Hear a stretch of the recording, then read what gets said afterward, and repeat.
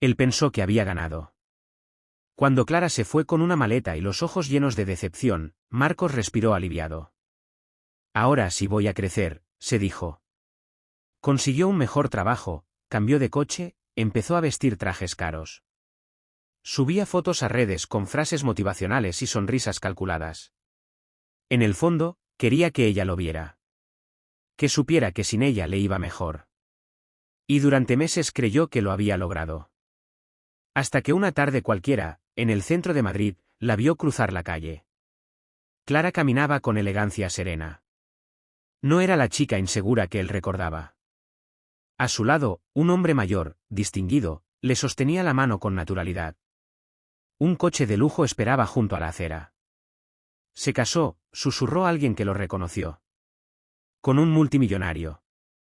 El golpe no fue el dinero. Fue la paz en su rostro. Marcos sintió algo que no esperaba, no celos, sino un vacío extraño. Porque por primera vez entendió que su mejor versión había sido una competencia silenciosa contra alguien que ya no estaba compitiendo. Ella no había vuelto para presumir. Ni siquiera lo miró. Simplemente siguió su camino. Y fue entonces cuando Marcos comprendió algo doloroso pero liberador: mejorar no es demostrarle nada a nadie. Es sanar lo que uno rompe por dentro. Quizás Clara no volvió para humillarlo. Quizás volvió para recordarle que el verdadero éxito no se mide en cifras, sino en crecimiento real. Esa noche, Marcos no pudo dormir. La imagen de Clara caminando segura, con esa calma que antes no tenía, se repetía en su mente como una escena que no sabía cómo interpretar. No era el coche. No era el anillo brillante en su mano. Era algo más profundo.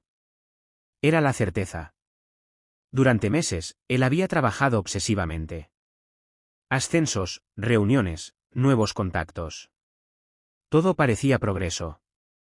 Pero ahora, en el silencio de su apartamento moderno, comprendió algo incómodo. Había construido una vida para impresionar, no para disfrutar. Recordó las discusiones con Clara. Ella hablaba de estabilidad emocional, de proyectos compartidos, de construir algo juntos paso a paso. Él, en cambio, soñaba con resultados rápidos, con demostrarle al mundo que podía más. Cuando ella se fue, pensó que era porque no confiaba en él.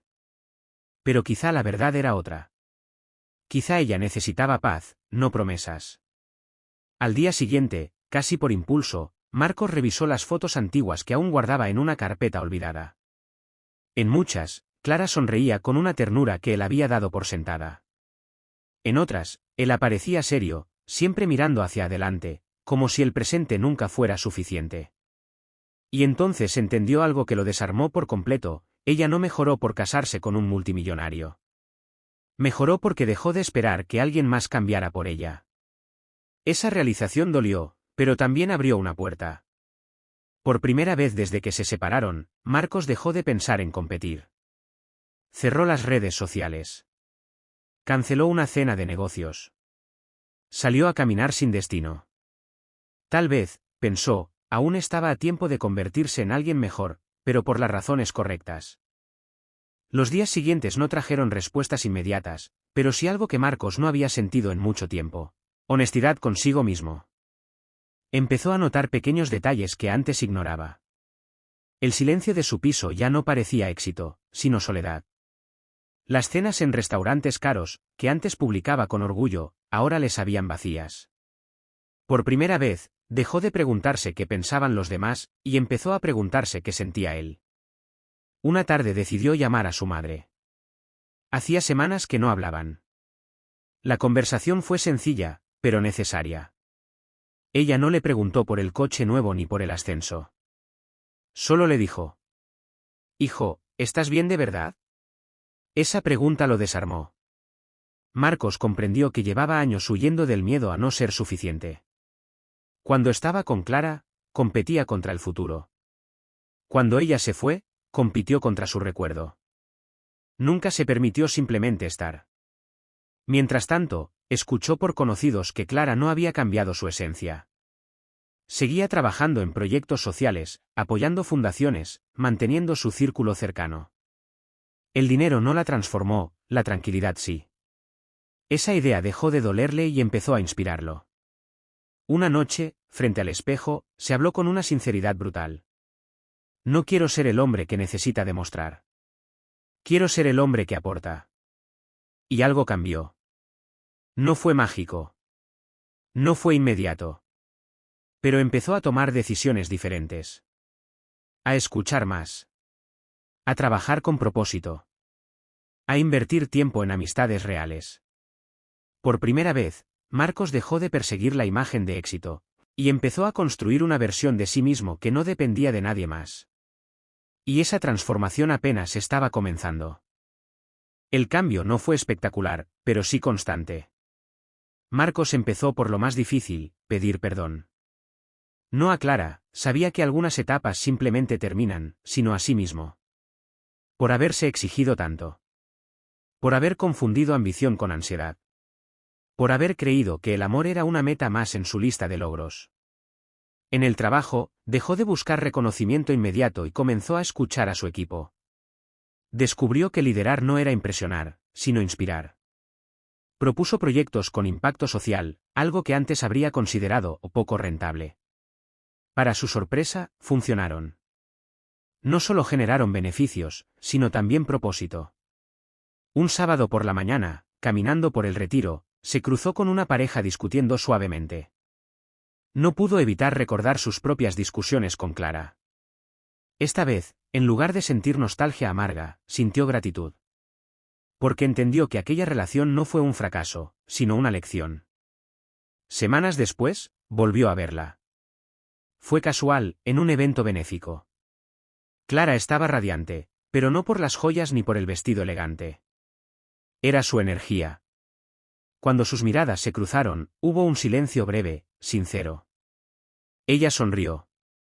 No fue una sonrisa de victoria. Fue una sonrisa de reconocimiento. Como si ambos supieran que habían crecido en direcciones distintas, pero necesarias.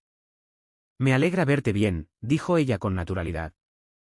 Y por primera vez, Marcos respondió sin orgullo herido. Gracias. Yo también. En ese instante comprendió algo profundo, no se trata de quién mejoró o más. Se trata de quién aprendió más. Y él, finalmente, estaba aprendiendo a vivir sin compararse. Meses después, Marcos ya no pensaba en aquel día como una humillación. Lo veía como un punto de inflexión. Su vida seguía avanzando, pero ahora con un ritmo distinto. Ya no publicaba cada logro ni buscaba aprobación silenciosa. Empezó a viajar por placer, no por negocios. Retomó viejas amistades. Incluso comenzó a colaborar con una organización que apoyaba a jóvenes emprendedores sin recursos, algo que antes habría considerado una pérdida de tiempo. Y, curiosamente, cuanto menos intentaba demostrar, más auténticas se volvían sus relaciones. Una tarde, mientras tomaba café con un antiguo compañero, escuchó algo que lo hizo sonreír. Has cambiado. Antes parecías correr todo el tiempo. Ahora se te ve en paz. Esa palabra volvió a aparecer, paz. La misma que había visto en el rostro de Clara aquel día en Madrid.